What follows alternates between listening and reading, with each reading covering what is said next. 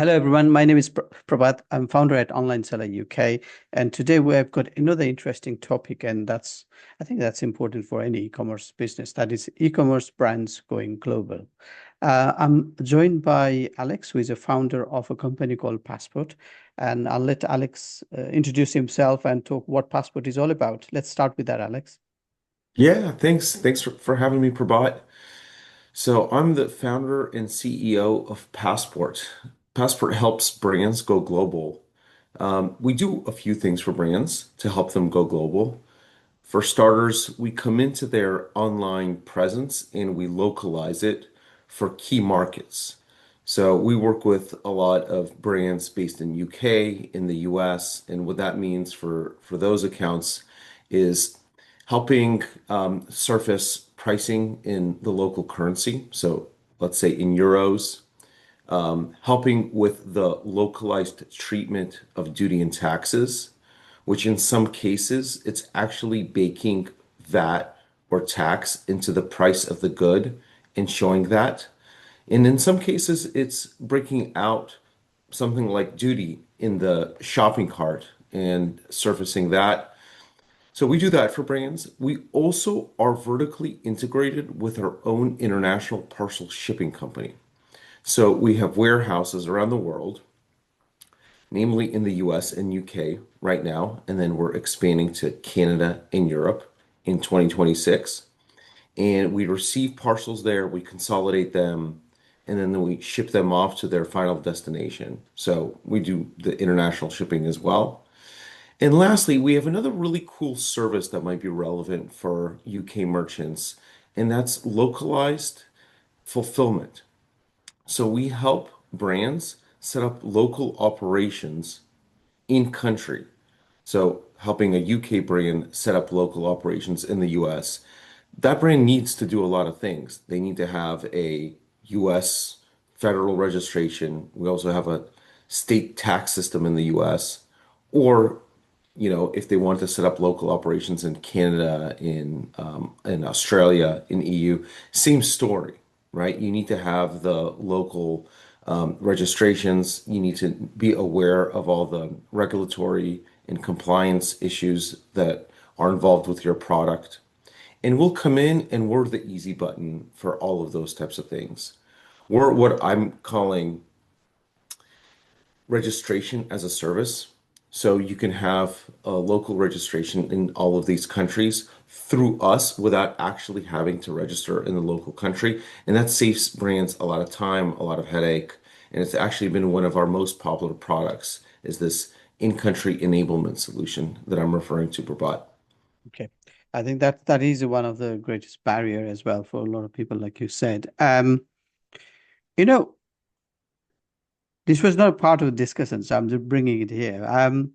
When you're talking about globally going global, and this brings me to mind AliExpress and Temu and all that sort of things. What's happening with these websites where they bring in product from one place to another within a week.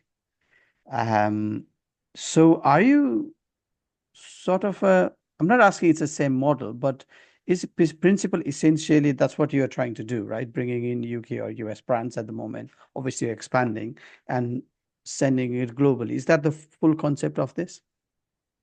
Yeah, 100%. I mean, we're basically trying to match the logistics stack of some of the major marketplaces for brands that sell on their own .com website.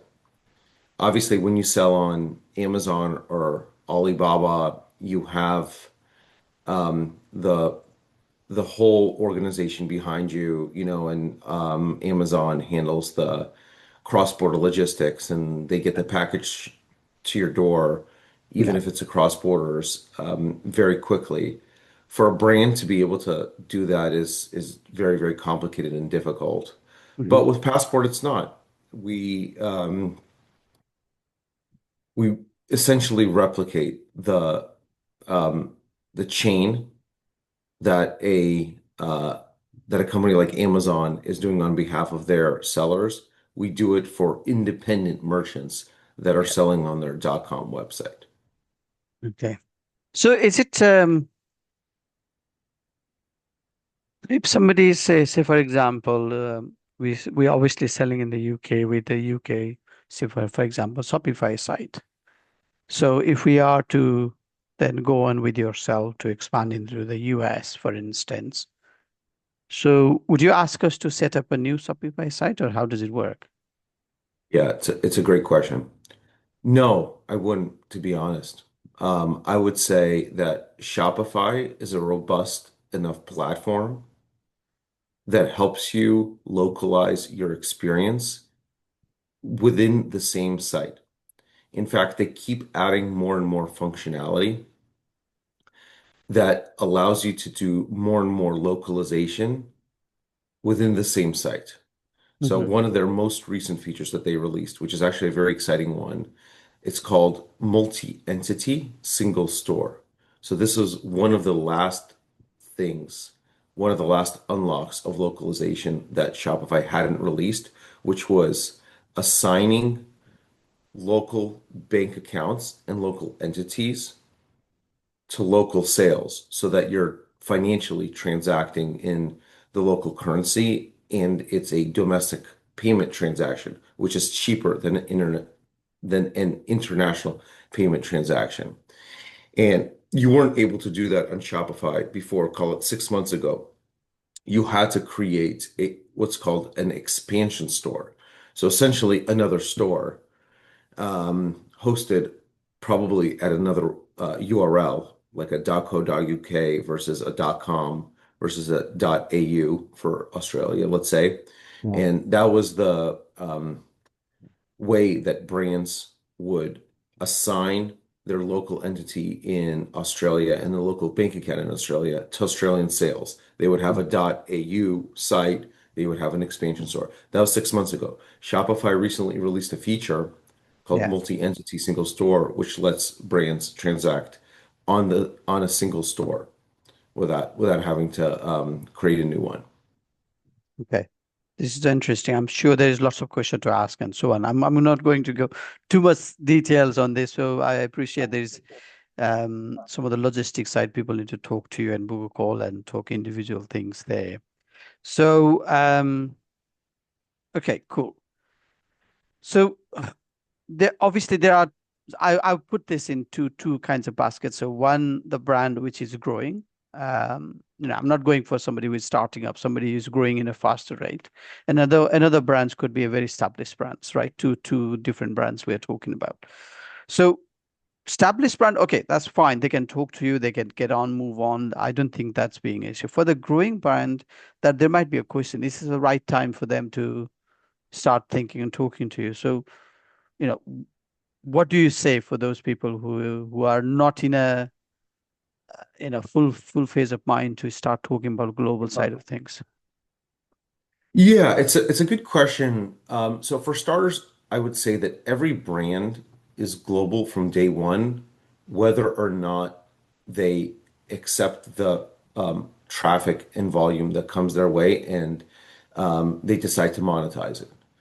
But just by virtue of being either on a global marketplace or being on a website which is accessible from anywhere in the world, if a brand were to go into their Analytics, even today, even if they don't have a single sale to international because they just don't accept orders from outside of their country, if they look at their online traffic, they'll see a really big percentage of it is going to be from outside of their home country. Okay, so that's already day one. The question is, to what extent are they willing to monetize that traffic? And in terms of engaging with Passport, we run on what's called a consolidator model. So if somebody is only doing one package a week, we can't really help you because it's going to be very expensive for you to ship that one package, for us to pick up that one package and bring it to our warehouse by Heathrow, for example. For our UK business, it's just very expensive to ship one package. If you're shipping 1,000 a day, that first mile cost gets allocated, amortized across that thousand and ends up being, pennies to ship that package to us, and then we could give you very low rates. And those low rates lets you be more profitable on your international, further driving that flywheel. 1,000 is hard for everybody to reach, of course. So for us, our minimum is 10 pounds per pickup. That's how we think about it. So if you are a seller of a thing that weighs 10 pounds, even selling one a day, that's perfect for us. We'll pick it up every day. It meets our minimum. We could get you very aggressive, cheap international rates, and it'll work out. If you sell something that's like 1/10 of a kilo, maybe it's makeup, phone cases, something like that. You usually need to do about 10 orders a day, something in that ballpark, in order to start to get up to the minimum that we require. Sometimes we'll pick up maybe 3 times a week. So maybe the minimum isn't met on a daily basis, but it's met every 2 days or every 3 days. That still can work, and it's still a good time to engage with us. Or you're forecasting that kind of growth because you can see it in your pre-orders or something like that. But just ballpark, that's what we're solving for. And it's purely an economic decision around that first mile transportation needing to be amortized across a larger base rather than just like, half a pound. It's just too expensive. Okay. Cool. So,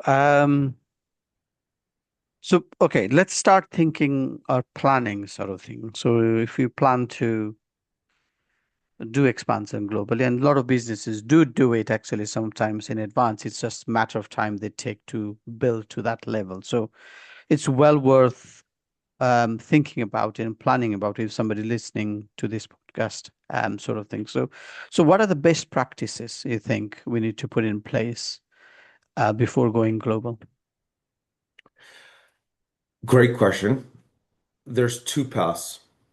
One path is the cross-border e-commerce path, and the other path is the in-country fulfillment path. Okay. And my answer is different depending on which one we're talking about. If we're talking about cross-border, the Yes. way local governments around the world look at that is they think about it as one of their citizens traveled to the country, went into a local store, pharmacy even, bought some makeup, and then brought it home to their country. Yeah. Nothing wrong with that. Nothing wrong. And that country can't go, the home country of the buyer, they can't go after that lipstick, manufacturer and say, hey, why didn't you include this warning on your packaging or something like that? It's not, they don't view that as part of their purview, right? So there's not that much to do, even for heavily regulated products like ingestible things like food or Yeah. cosmetics. For direct to consumer, the threshold is not very high, and there's not that many requirements. If we're talking about in country, that's a whole other ballgame. Now you have to abide by that local country's rules and regulations. And in some cases, it means, like for Canada, for example, it means you have to have the packaging in French. Okay. I'm Yes. pretty sure that's the same requirement for France. Yeah. The packaging needs to be in the local language, Yeah. French. For example, every country has their own. In America, we have Food and Drug Administration. In Canada, they have Health Canada. Every country has their own version of that, and they need to assign, a license or regulatory approval for certain things. Even for things like you might not expect, like we recently did a deal for blankets, and blankets are heavily regulated because babies can get rolled up and choke in a blanket. So there needs to be warnings on the blanket. You need to have certain materials tested and all of that. So even Yeah. things that it could be surprised, like flammable items that you wouldn't really think are flammable in the first place, like certain jackets, upholstery, all of that. So the requirements are much heavier for doing in country. But other than that, it's just important to know how much duties and taxes you're collecting and you're going to be charged. Yeah. That's the other big ticket item because you don't want to be in a situation where you haven't been collecting 20% VAT to a country, and then all of a sudden you get hit with that bill. 20% of your margin is, for most brands, that is their whole margin times five. Yes. Yeah. So they can't be in a position to just lose 20% without having that covered. So that's what I see as, one of the best practices. Make sure that all the regulatory items are covered and all the fiscal requirements are known, ID'd, and and surfaced in the cart. Okay. And you think these things, given time, it can be done? Yeah, of course. Of course. Okay. We No, do it no, every day. no, it's good to know, to know. So now we can't not talk about Amazon when we talk global or when we talk e-commerce.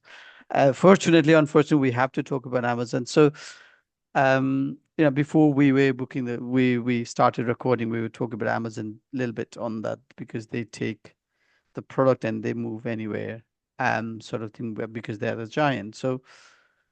Um, so a lot of people will think that, or a lot of people would say, I'm already doing Amazon assets, and my platform is Amazon platform is working seamlessly, no issue. I'm in the US as well, selling quite well, and the system is working with Amazon FBA. Um, then why should I go with another complex bit of adding ecom there and so on? So that would be the very common question a lot of people would think, I think, to start with. So what do you say on that?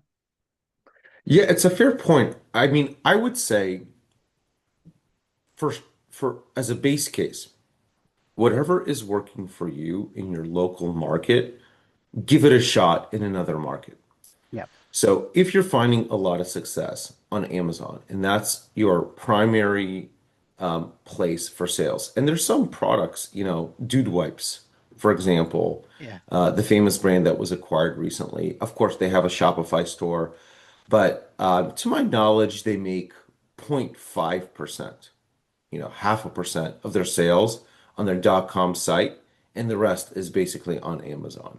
yeah, And the reason is it's Dude Wipes. Who really buys that by itself on a website? You usually it's just kind of a grocery item. You're buying it yes, with your uh, order of toilet paper and paper towels, and that's primarily bought that, yeah, on stores like Target and Amazon. yeah, yeah, So there's nothing magical about moving to another country, changing that dynamic. So all the reasons that made it true for Dude Wipes to be very successful on Amazon and not that successful on their own .com website, those factors will stay true when they want to expand to Canada and to other markets. So a company like ours, our pitch is we'll help you find that success in another market and increase your sales by 5% here, 6% here. International can end up being 25% to 50% of your sales, yeah, in addition to your home market. For most brands, I would say the answer is somewhere in the middle, where they're finding some success on Amazon, some success on even other marketplaces or other channels, you know, and their own direct to consumer brand.com website. And for those, again, we say, well, let's try to replicate that. And if there is some version of an 80/20 thing going on where 80% of sales are coming from, 20% of sources, we start with those sources, mm, whether it be, a marketplace, a localized marketplace, or it's the .com. We're kind of agnostic. We just want to be where a brand is. But that's usually our approach, Prabhat. okay, fair enough. I think that's a fair point you've given. A lot of brands do have, maybe smaller number of SKUs as well, so it's good. Um, Okay, I actually don't have any other questions to talk about. I think you've given us a really good head start on, what somebody, at least start thinking about it. I think it's all starts with a thought, isn't it? And then things go next after that, once you expand your thoughts, and perhaps they need to book a call with you. So if anyone wants to book a call with you, where is the best place to find you? Yeah, best place to find me is either on LinkedIn, and it's just put in my name, Alex Yancher. If they want to reach me, Alex at passportglobal.com. That's my email, Alex at passportglobal.com. And I'm getting more and more active on X, formerly known as Twitter, and it's just my name at Alex Yancher. Yeah, yeah.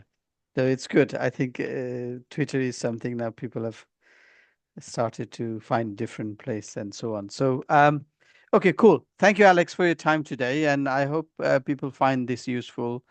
Listening to your podcast, I'm sure, and then talk more with yourself. So, thanks again for your time, and hopefully we'll speak soon again with a similar topic and so on in next few months. Okay. Thanks, Prabhat. Thanks for having All right. me. No problem. All the best. Cheers. Cheers.